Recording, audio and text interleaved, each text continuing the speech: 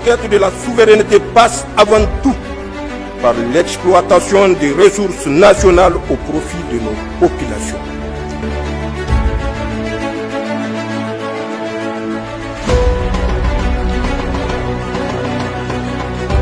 L'article 5. L'article 5, je cite, on dit que les régisseurs des recettes de l'État sont tenus de verser les produits qu'ils recouvrent au trésor public dans les délais prévus par les textes en vigueur. On dit que tout manquement à cette disposition est considéré comme un détournement des deniers publics et sera passible des poursuites conformément à la réglementation en vigueur. Là aussi, à notre avis, les textes réglementaires existent déjà dans ce sens. Il serait plutôt souhaitable d'instituer la gestion numérique de recouvrement des recettes publiques. Il y aura moins de déperditions et il faut instituer un contrôle plus efficace des recouvrements des recettes. Une fois qu'on numérise le recouvrement, à partir de son bureau, le receveur qui reçoit l'argent, il enregistre et directement à partir son ordinateur doit être relié au receveur des recettes publiques qui est logé au trésor. Donc, il suit régulièrement les recettes. Et donc, il y aura moins de déperditions de recettes. C'est plus efficace que de rappeler dans une loi de finances conformément aux dispositions en vigueur. Mais les dispositions existent, c'est un contrôle qu'il faut exercer sur les régisseurs pour qu'ils respectent les textes. Et la meilleure manière de contrôler, c'est de numériser le recouvrement des recettes publiques de l'État. L'article 6. Cet article dit que le ministre chargé des Finances est autorisé à négocier ou à conclure au cours de l'exercice 2026 les conditions sauvegardant les intérêts financiers de l'État ainsi que la souveraineté économique et politique des emprunts concessionnels et non concessionnels. La gestion de la dette publique, c'est une des attributions du ministre des Finances. Il y a une direction de la dette publique qui doit s'occuper de cet aspect. À mon avis, les textes existent les textes qui fixent les attributions de la gestion de la dette publique existent. On n'a pas besoin de les reprendre dans la loi des finances, à mon avis. L'article 7 dit pour les besoins de financement. Au cours de l'exercice 2026, le ministre chargé des Finances est habilité à recourir à la titrisation et à l'emprunt public au moyen d'émission des titres, notamment des titres d'appel public à l'épargne, des obligations du Trésor et des bons du Trésor. Maintenant, l'article 15, c'est ça qui pose problème. Je crois que c'est de ça que vous parlez quand vous parlez que l'impôt, trop d'impôts tue l'impôt. Au niveau de ça, c'est qu'il y a la création des taxes sur les dépôts et transferts d'argent, qu'on appelle TDTA, porte sur le flux financier électronique. L'assiette du montant brut des dépôts et des transferts. Vous avez les mobiles monnaies, banques, transferts rapides à un taux de 0,5% pour les montants inférieurs ou égaux à 2 millions de francs CFA.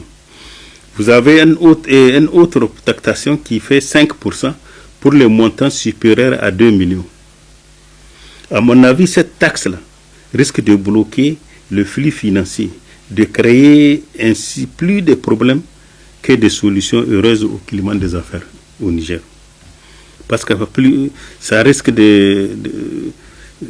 même d'effrayer les opérateurs économiques. Ça risque que certaines activités économiques soient transférées dans les pays de la sous-région, de l'AES ou bien de l'UMOA, où la fiscalité est plus attractive et plus propice.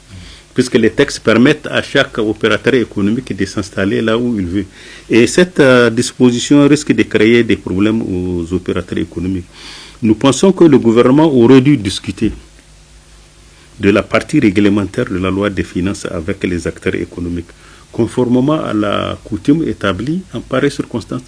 À l'occasion de chaque élaboration du budget général de l'État, le ministère des Finances convoque les opérateurs économiques, leur faire part de ses préoccupations. Eux, en contrepartie, lui disent voilà la situation des affaires dans le pays. En fonction de ça, il convient des mesures qui permettent au pays de relancer l'économie. L'observation que j'ai faite, c'est sur les ressources pétrolières et minières. Les recettes provenant de la vente de l'uranium, de l'or et du pétrole n'apparaissent pas en détail dans les prévisions budgétaires. Peut-être les interactions commerciales concernant ces 10 produits ne sont pas encore effectives. C'est possible.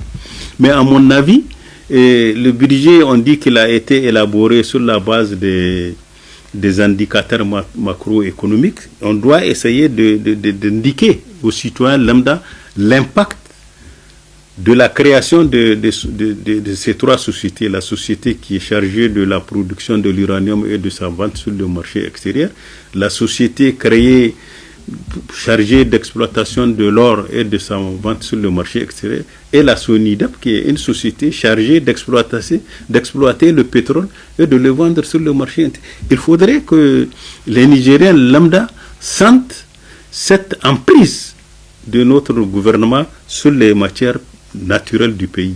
Le Fonds national de solidarité constitue vraiment un autre goulot d'étranglement pour les contribuables nigériens. Les contribuables sont pris entre le marteau et l'enclume. Il y a lieu de bien répartir certains impôts en vue de les rendre plus souples et efficaces. Il serait souhaitable que le ministère des Finances renoue avec les habitudes qui consistent à présenter de manière solennelle le budget général de l'État devant la nation, ce qui permettrait de faire disparaître certaines zones d'ombre qui alimentent certains débats à l'ombre de certains arbres à palabres.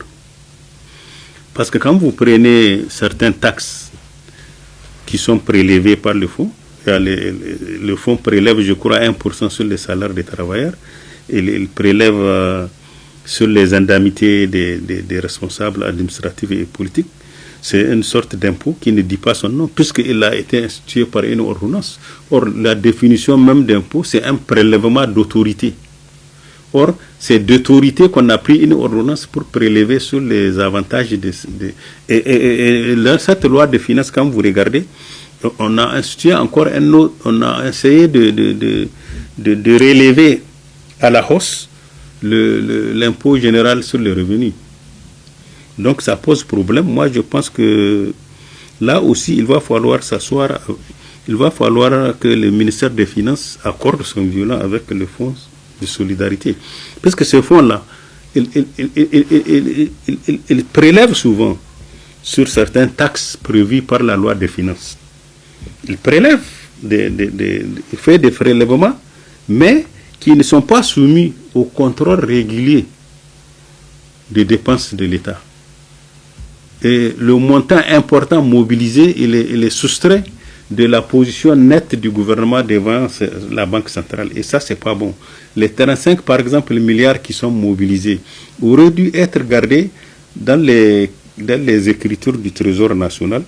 Ça permet à l'État de présenter sa position nette devant la Banque centrale, ce qui lui permet de recourir à des importantes sommes. Puisque plus votre position nette est confortable, plus vous pouvez emprunter plus. Or, la situation actuelle du fonds de la solidarité ne permet pas ça, puisque ces montants sont hors budget, ils ne sont pas annexés à la loi des finances. Pour que ça soit, on peut les annexer à la loi des finances et permettre au fond d'appliquer la règle qui fait exception à la non-affectation des recettes aux dépenses. Ça lui permet de continuer ses activités. À mon avis, ça pose problème. Moi, j'avais émis des inquiétudes quand j'ai vu la Banque mondiale et le Fonds monétaire international sont dans nos murs. Je disais aux gens de faire attention, il faut les mettre en face d'eux des cadres qui peuvent les apporter la contradiction. Sinon, ils vont nous entraîner dans la case départ. Ce budget-là, quand vous l'examinez, il ressemble à peu près au budget contesté de 2018 de la 7e République. Ce budget a été contesté par les acteurs, les sociétés civiles. Beaucoup de gens avaient décrié ce budget. Pourquoi les gens l'ont décrié? Ce budget-là de 2018, je me rappelle quand les cadres du ministère des Finances ont élaboré leur budget, il y avait un conseiller un conseiller financier qui a fait reprendre ça et imposer la vision de la Banque mondiale sur notre budget, et ça a amené des protestations inutiles. Moi, à mon avis, il faut que, pour que ce budget soit réaliste, il faut que l'État renoue avec les discussions avec les partenaires sociaux, les partenaires, les acteurs économiques, puisque c'est eux qui contribuent. C'est eux qui payent l'impôt, c'est eux qui payent les taxes. Discuter avec eux de la situation actuelle des affaires au Niger. Tout le monde sait que les affaires ne marchent pas. Les entreprises sont dans des difficultés financières. Les entreprises sont sinistrées par la crise économique. Il faut que la fiscalité soit souple à leur égal pour leur permettre de souffler, de créer de la richesse, de créer des biens qui sont accessibles à la majorité des Nigériens. Mais quand vous appliquez des taxes telles que je les vois, ça risque d'étouffer, d'axifier les entreprises, et ça risque de créer des problèmes inutiles au pays. À mon avis, il faut s'asseoir, discuter et trouver des solutions plus idoines à ces problèmes.